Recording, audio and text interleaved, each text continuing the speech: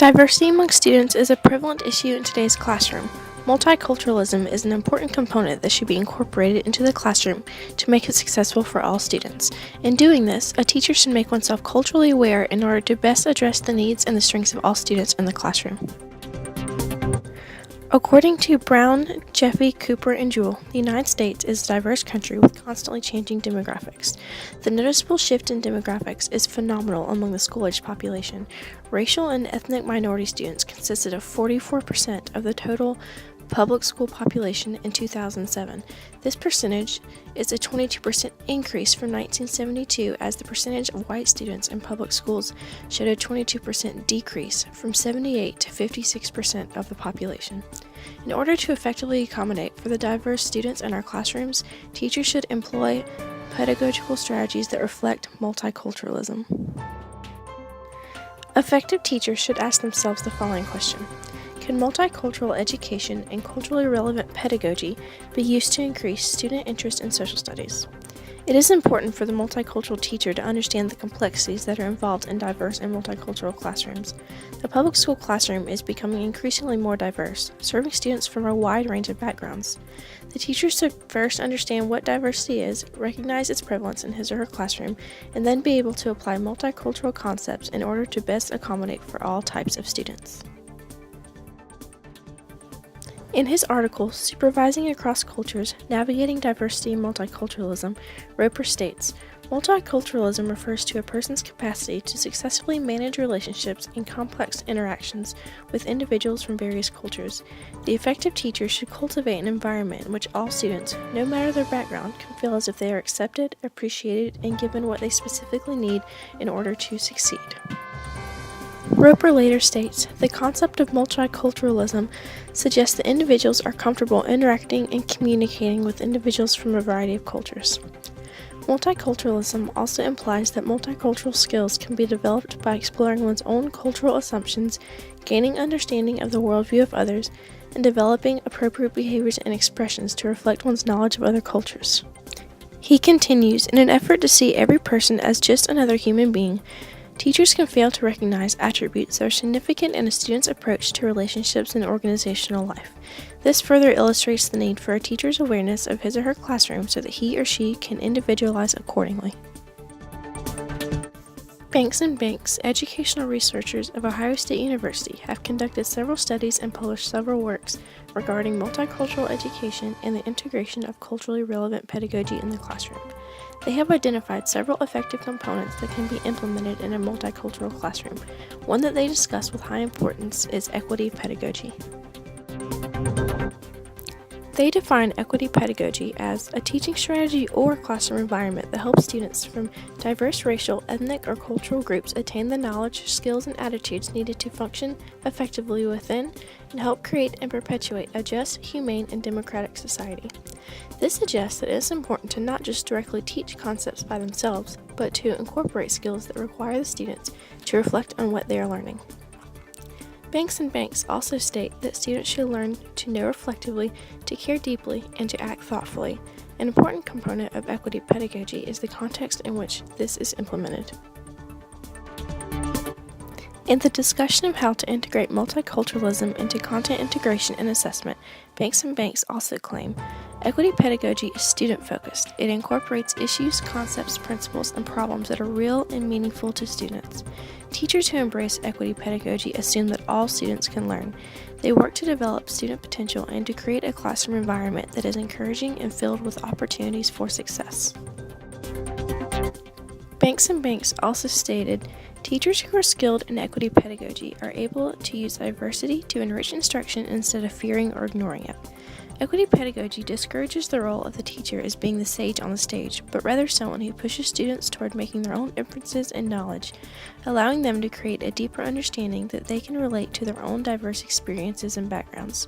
To further illustrate this point, Banks and Banks also stated, equity pedagogy challenges the idea of instruction as transmission of facts in the image of the teacher as a citadel of knowledge, and students as passive recipients of knowledge. Later in their description, Banks and Banks describe equity pedagogy as a process that challenges teachers to use teaching strategies that facilitate the learning process. Instead of using the memorization of knowledge, the student should learn to generate knowledge and create new understandings, and teachers should enable students to identify and interrogate positionality of knowers and to construct their own interpretations of reality.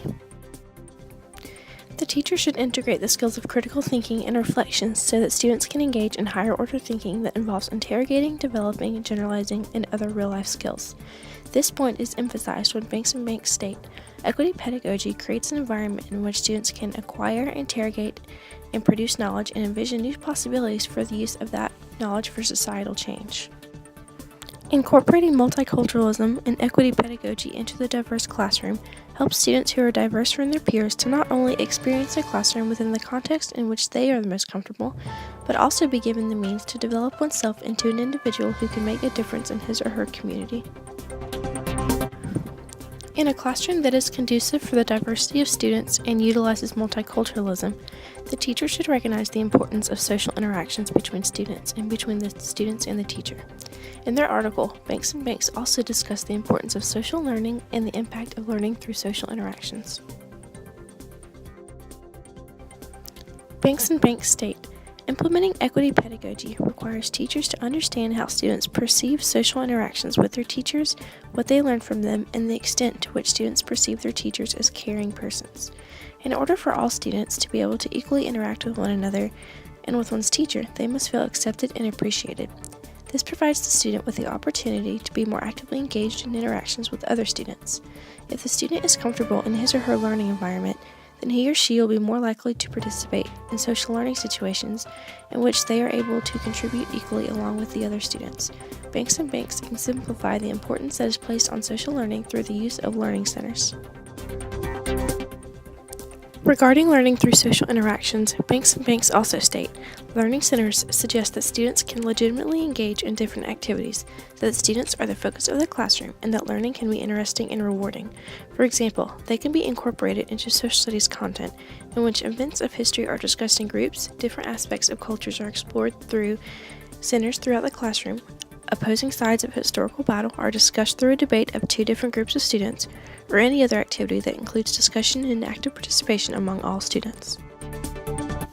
Another effective strategy that can be implemented into a multicultural classroom is portfolio assessment. According to Banks and Banks, portfolio assessment also gives students an opportunity to demonstrate their growth over time, and for the teacher to give students ongoing support and encouragement.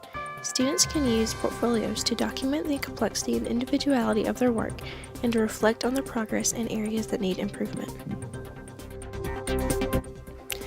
Nora Hyland states, culturally relevant teachers strive for excellence with their students by assuming most, if not all, of the responsibility for their students' success. Culturally relevant teachers share a belief that all children are capable of academic excellence, which is matched with classroom practices that ensure high academic performance. They view knowledge as socially constructed and teach their students to critically analyze information. Finally, they root learning in issues relevant to the students' lives and help students make connections between their home, community, and broader national and global issues.